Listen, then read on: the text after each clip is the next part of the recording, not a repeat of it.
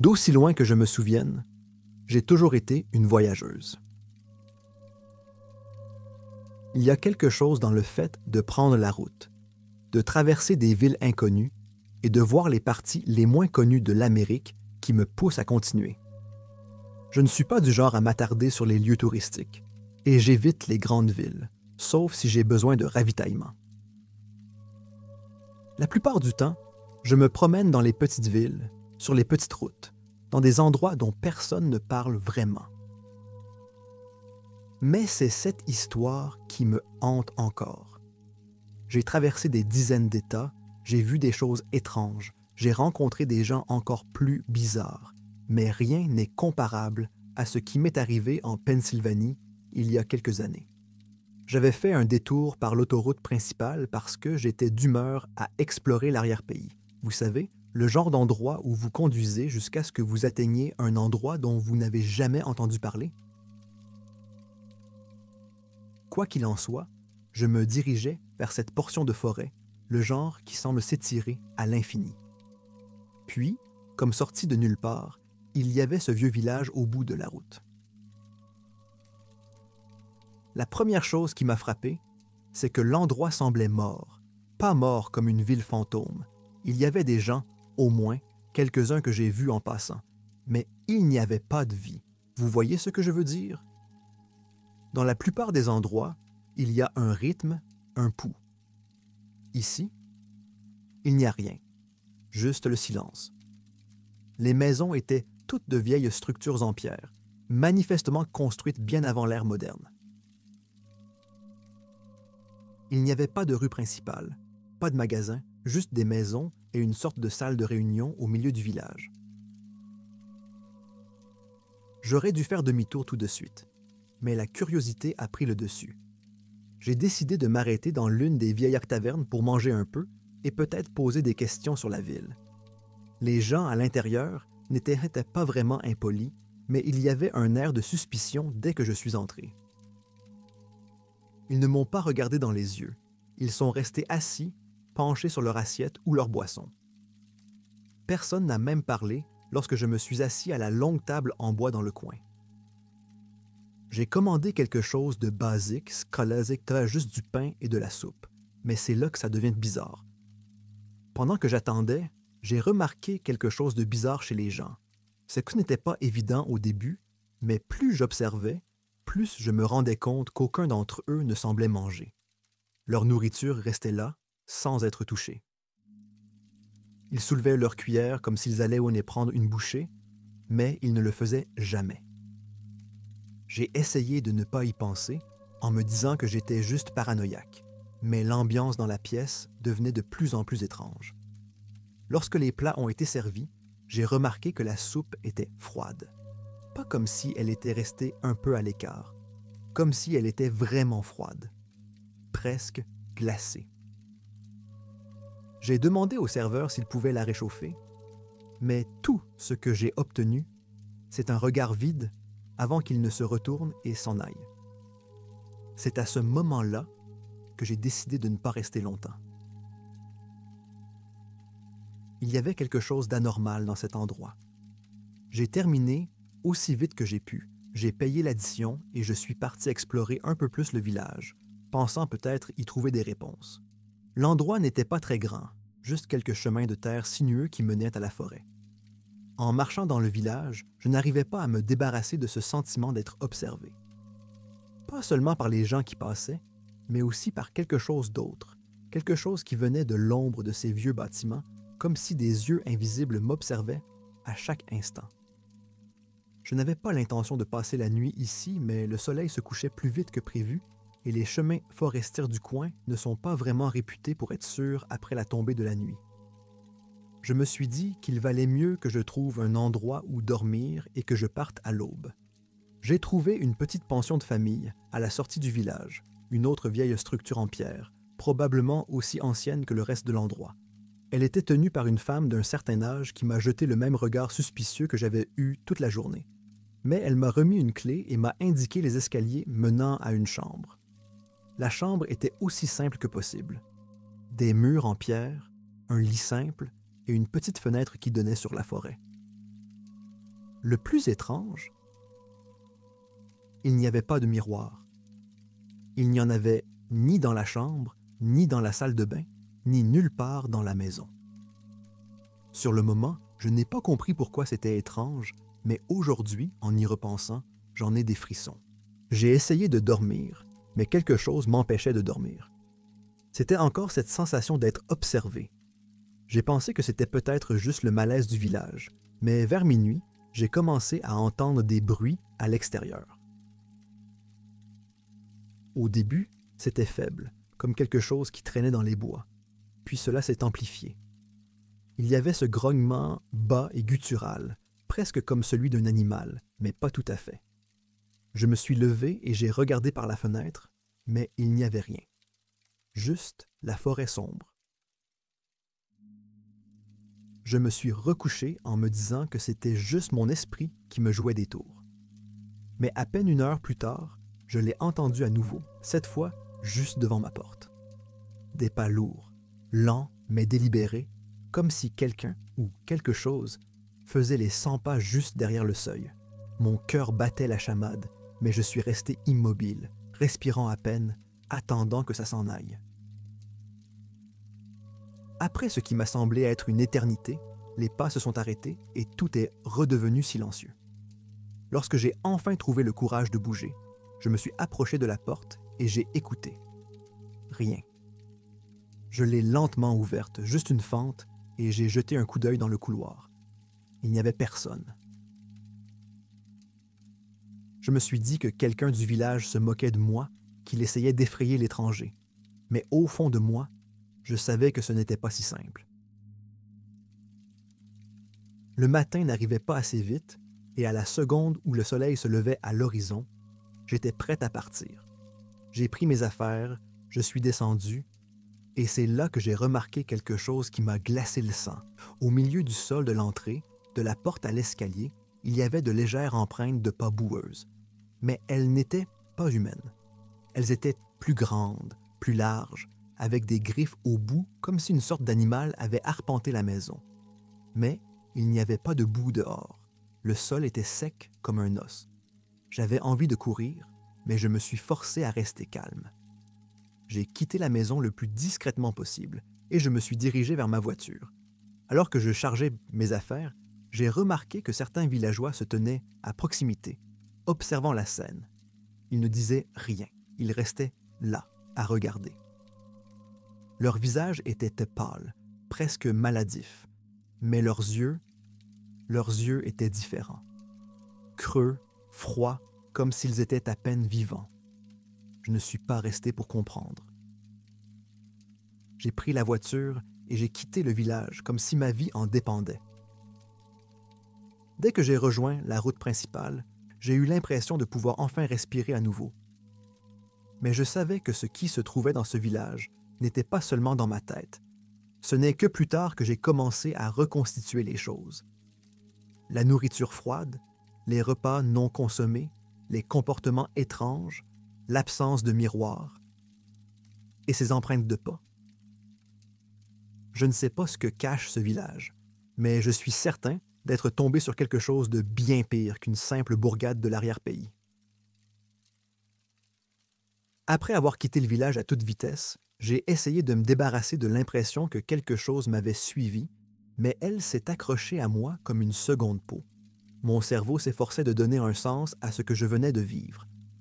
Mais la vérité était claire. Je ne pouvais pas l'expliquer. Les regards étranges, la nourriture bizarre, les empreintes de pas, rien de tout cela n'avait de sens. J'ai roulé pendant 2 bonnes heures avant de m'arrêter à une station-service. C'était l'une de ces vieilles stations qui fonctionnent à peine et qui sont l'un des piliers de l'Amérique rurale. La pompe était rouillée, les lumières clignotaient, mais c'était mieux que ce village. Au moins, ici, tout semblait normal. Je me suis arrêté pour faire le plein, mais mes mains tremblaient. Je n'arrivais toujours pas à me sortir de la tête l'image de ces empreintes griffues. À l'intérieur de la station-service, le pompiste, un homme d'âge moyen avec un ventre de bière et une casquette de baseball, n'a même pas levé les yeux lorsque je suis entré. Normalement, j'aurais apprécié d'être ignoré, mais je n'ai pas pu m'en empêcher. Il fallait que je lui pose la question. J'ai mentionné avec désinvolture que je venais d'un village situé un peu plus loin sur la route, un petit endroit niché dans la forêt. À la seconde où je l'ai dit, il s'est figé. J'ai vu son visage se crisper et il a lentement levé les yeux pour rencontrer les miens. « Tu viens de cet endroit ?» a-t-il demandé, la voix basse et sérieuse. J'ai hoché la tête et il m'a regardé pendant un moment, comme s'il se demandait s'il devait ou non ajouter quelque chose. « Il n'y a plus beaucoup de gens qui passent par là », a-t-il finalement dit. Son ton montrait clairement qu'il ne s'agissait pas d'une simple conversation. Il y avait quelque chose derrière ces mots, quelque chose qu'il ne disait pas. J'ai payé l'essence, je l'ai remercié, et je me suis tiré de là. J'avais la tête qui tournait. Que savait-il? Qu'est-ce que les gens ne disaient pas à propos de cet endroit? De toute évidence, il se passait quelque chose. Et quoi que ce soit, les gens du coin savaient qu'il ne fallait pas s'en approcher. Mais voilà, je ne suis pas du genre à me laisser faire.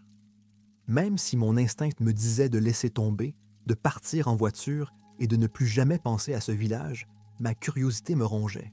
Quelque chose de sombre se cachait dans cet endroit, et ce n'était pas seulement mon imagination. Il fallait que je sache ce que c'était. Je me suis dit que je devais commencer par faire des recherches, peut-être aller à la bibliothèque municipale la plus proche ou consulter de vieux dossiers pour voir si je pouvais trouver des informations. J'ai trouvé une petite ville à environ 30 miles du village, et ils avaient une bibliothèque. C'était une vieille bibliothèque poussiéreuse, du genre de celles qui n'ont pas été mises à jour depuis les années 1950. C'est parfait. Je suis entré, espérant trouver quelque chose, n'importe quoi, qui pourrait expliquer ce que j'avais vu. La bibliothécaire, une femme tranquille d'un certain âge, était plus qu'heureuse de m'aider lorsque j'ai expliqué que je m'intéressais à l'histoire de la région. Elle m'a conduit à une section consacrée à l'histoire locale, remplie de coupures de journaux, d'archives et de livres sur le folklore de la Pennsylvanie. C'est alors que je suis tombé sur un nom que je ne m'attendais pas à voir, le village de Saint. C'était bien cet endroit. Mon estomac s'est retourné lorsque j'ai réalisé qu'il avait sa propre section dans les archives, bien qu'elle ne soit pas très complète. Il n'y avait que quelques articles, tous jaunis par le temps, mais ce que j'ai lu m'a fait froid dans le dos. D'après les archives, le village avait été fondé dans les années 1700 par un petit groupe de colons. Il s'agissait d'une de ces communautés autosuffisantes qui prospèrent grâce à l'isolement et n'ont que peu de contact avec le monde extérieur. Le village avait la réputation d'être étrange, même à l'époque. Il y avait des chuchotements, des rumeurs selon lesquelles les habitants de Saint.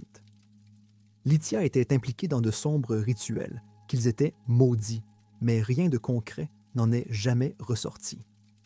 Puis, au début des années 1900, une série de disparitions a eu lieu. Des habitants des villes voisines disparaissaient et leurs corps n'étaient jamais retrouvés. Et à chaque fois, les habitants de la région pointaient du doigt « Saint ». Mais le plus troublant, il y avait une mention de quelque chose appelé « l'hiver rouge ».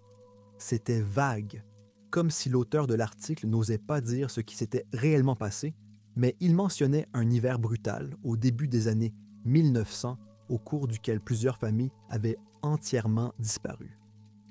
Le village a été accusé, mais rien n'a jamais pu être prouvé. Les autorités sont allées enquêter, mais elles n'ont jamais trouvé de traces des familles disparues. Pas de corps, pas d'indices, rien. Elles se sont tout simplement volatilisées. À ce stade, mes mains transpiraient en tournant les pages. Il y avait beaucoup de non-dits dans les articles, mais je pouvais lire entre les lignes. Le village avait une longue histoire avec la mort, et personne ne semblait vouloir la reconnaître. Mais il y avait une chose qui revenait sans cesse dans les rapports, le mot « pâle. Les villageois étaient toujours décrits comme pâles, d'apparence maladive. C'était un détail qui se répétait au fil des décennies, quel que soit l'auteur de l'article ou l'année. C'est à ce moment-là que j'ai compris que ces gens n'étaient pas normaux. Je n'avais pas affaire à une secte ou à une superstition de l'arrière-pays. J'avais affaire à quelque chose de bien pire. J'avais affaire à des vampires. Au début, je ne voulais pas y croire. Des vampires? C'était de la folie, non? Mais plus j'y pensais, plus c'était logique. La nourriture froide, la façon dont les villageois semblaient ne pas manger, l'absence de miroir et ces empreintes de pas. Quoi qu'il se passe dans ce village, ce n'est pas humain. J'ai quitté la bibliothèque avec un sentiment de malaise dans l'estomac. Dans quel pétrin étais-je tombé? Des vampires, de vrais vampires, vivant dans ce village isolé, se nourrissant de tous ceux qui avaient la malchance de s'y promener. J'avais à peine réussi à m'en sortir vivant. Les 2 jours suivants, je n'ai pas pu me débarrasser de ma paranoïa. J'avais l'impression d'être suivi, comme si les yeux du village étaient toujours sur moi, surveillant chacun de mes mouvements. Je dormais à peine, sursautant au moindre bruit, au moindre craquement de parquet dans le motel miteux où je me trouvais. C'était comme si le village était entré dans ma peau et que je ne pouvais pas y échapper. Je savais que je ne pouvais pas ignorer ce que j'avais découvert. Il devait y avoir un moyen d'arrêter ce qui se passait dans ce village. Mais comment combattre une telle chose? Comment combattre un village entier de monstres? J'ai commencé à faire des recherches, cette fois sur les moyens de tuer les vampires. Oui, je sais ce que ça veut dire, mais je ne plaisantais plus. L'ail, les croix, les pieux en bois, tous les trucs habituels dont on entend parler dans les histoires. Mais rien de tout cela ne semblait pouvoir fonctionner sur un village entier. Il me fallait quelque chose de plus grand, quelque chose qui les éliminerait tous d'un seul coup. C'est alors que j'ai élaboré un plan.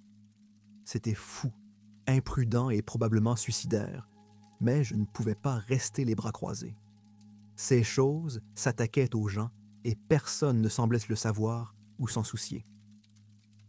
Je me suis dit que le seul moyen de les arrêter était de brûler le village, de détruire leurs maisons et de les forcer à sortir à la lumière. S'ils étaient vraiment des vampires, la lumière du soleil les condamnerait à mort. J'ai donc chargé ma voiture avec autant d'essence que possible et je suis retourné à Saint. Lithia? J'avais l'impression d'entrer directement dans un cauchemar, mais je n'avais pas d'autre choix. L'idée de tout brûler me semblait juste. Je n'étais pas un héros, mais si je ne faisais rien, combien d'autres personnes tomberaient dans leur piège? Chaque fois que je pensais au visage pâle des villageois, à la nourriture intacte, à ces satanées empreintes de griffes, cela renforçait ma détermination. La route menant au village semblait différente cette fois-ci. Peut-être était-ce parce que je savais ce qui m'attendait, mais elle semblait plus sombre, comme si les arbres étaient plus épais, les ombres plus lourdes. J'arrivais juste au moment où le soleil commençait à se coucher. Mais j'avais besoin du couvert de la nuit pour réussir mon coup. Se faufiler dans un village en plein jour, en transportant des bidons d'essence, ne semblait pas être un bon plan. La première chose que j'ai remarquée en arrivant, c'est que le village semblait vide. La dernière fois que je suis venu ici, il y avait quelques villageois qui se promenaient, me fixant de leurs yeux froids et morts. Mais maintenant, il n'y a rien. Personne dans les rues, aucun mouvement aux fenêtres, juste le silence. C'était comme si tout l'endroit retenait son souffle, dans l'attente de quelque chose. J'ai garé la voiture juste à l'extérieur du village et j'ai commencé à marcher, portant 2 bidons d'essence dans chaque main. Mon cœur battait la chamade tandis que je me dirigeais vers le centre du village. La salle de rassemblement se profilait au loin, ses murs de pierre projetant de longues ombres dans la lumière déclinante. C'était par là que je commencerais. Si je parvenais à brûler le bâtiment principal, peut-être que le feu s'étendrait au reste du village, forçant ces choses à sortir au grand jour. J'ai versé de l'essence autour de la base du bâtiment en veillant à imprégner le bois et la pierre autant que possible. L'odeur de l'essence emplissait l'air, âcre et piquante, mais il y avait quelque chose d'autre en dessous, quelque chose que je n'arrivais pas à situer. Une odeur métallique qui semblait s'accrocher à tout, comme si le village lui-même saignait. Alors que je terminais, j'ai entendu un bruit qui m'a glacé le sang. Un grognement bas et guttural, comme celui que j'avais entendu à l'extérieur de ma chambre la nuit où j'étais resté à la pension. Mes enfants et Salimem se sont figés pendant une seconde, mais je me suis forcé à continuer. Je ne pouvais plus m'arrêter. J'ai allumé une allumette et l'ai jetée sur le sol imbibé d'essence, regardant les flammes jaillir et lécher le côté du bâtiment. Le feu s'est propagé plus vite que prévu, grimpant le long des murs et engloutissant le toit en quelques secondes. La chaleur était intense, presque insupportable, mais je ne pouvais pas détourner le regard. Je suis resté là, à regarder la salle de réunion brûler, les flammes projetant des ombres sinistres sur le village. Puis j'ai entendu un cri, aigu et inhumain, provenant de quelque part à l'intérieur du village. Mon cœur a fait un bond dans ma gorge. Ce n'était pas un seul cri. C'était comme un cœur, résonnant dans les rues vides, venant de toutes les directions. Les villageois, si on peut les appeler ainsi, se réveillaient et ils n'étaient pas contents. J'ai couru, mes jambes brûlaient tandis que je sprintais vers ma voiture, mais les bruits de pas derrière moi s'intensifiaient. Ils me poursuivaient. Je les sentais se rapprocher à chaque pas. Je n'osais pas me retourner. Au moment où j'atteignais ma voiture, quelque chose m'a percuté sur le côté, me coupant le souffle. J'ai heurté le sol de plein fouet. Ma vision s'est brouillée pendant une seconde. Quand j'ai relevé la tête, j'ai vu l'un d'entre eux se tenir au-dessus de moi. C'était l'un des villageois, mais son visage était tordu, contorsionné en quelque chose de monstrueux. Ses yeux étaient rougeoyants, sa bouche pleine de dents pointues et déchiquetées. Il a poussé un grognement et s'est jeté sur moi, mais j'ai roulé pour me dégager juste à temps. Je me suis relevé et j'ai attrapé le dernier bidon d'essence dans le coffre de ma voiture. Mes mains tremblaient, mais j'ai réussi à l'ouvrir et j'ai aspergé la créature d'essence alors qu'elle s'approchait à nouveau de moi. Je cherchais un briquet dans ma poche et l'allumais, le lançant sur la chose juste au moment où elle m'atteignait. Les flammes l'ont engloutie et elle a poussé un cri qui a transpercé l'air nocturne avant de s'effondrer en un tas de cendres et de fumée. Je n'ai pas attendu de voir si d'autres arrivaient. J'ai sauté dans ma voiture, j'ai mis le moteur en marche et j'ai filé aussi vite que j'ai pu, les flammes du village étant encore visibles dans mon rétroviseur. Les cris m'ont suivi pendant des kilomètres, résonnant dans mes oreilles bien après que je sois sorti de la forêt. Je n'ai pas arrêté de conduire avant d'avoir traversé la moitié de l'État, et même là, je ne me sentais pas en sécurité. Je n'arrêtais pas de regarder par-dessus mon épaule, m'attendant à voir une de ces choses qui se tenaient sur le bord de la route et qui m'observaient. Mais plus je m'éloignais du village, plus les choses devenaient calmes. Pendant un moment, j'ai cru que j'avais réussi, que j'avais détruit le mal qui se cachait dans cet endroit. Mais ce n'était pas si simple. Dans les semaines qui ont suivi, j'ai commencé à entendre des choses, des rumeurs, des chuchotements sur d'autres disparitions dans la région. Des gens disparaissaient dans les villes proches de la forêt. L'incendie avait peut-être anéanti le village, mais je ne les avais pas tous tués. Certains d'entre eux avaient survécu, se dispersant dans les bois comme des rats fuyant un navire en perdition. Et ils étaient toujours là, à chasser. Je ne sais pas combien de personnes ils ont encore prises depuis. J'essaie de ne pas trop y penser. Je ne suis pas retourné en Pennsylvanie depuis et je n'ai pas l'intention de le faire. Mais de temps en temps, je vois quelque chose aux informations.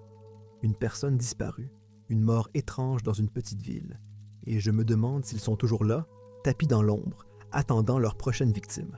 Alors, si vous vous retrouvez un jour à conduire sur les petites routes de Pennsylvanie et que vous tombez sur un petit village niché dans les bois, faites-vous une faveur. Ne vous arrêtez pas. Continuez à conduire. Et quoi que vous fassiez, ne revenez pas en arrière.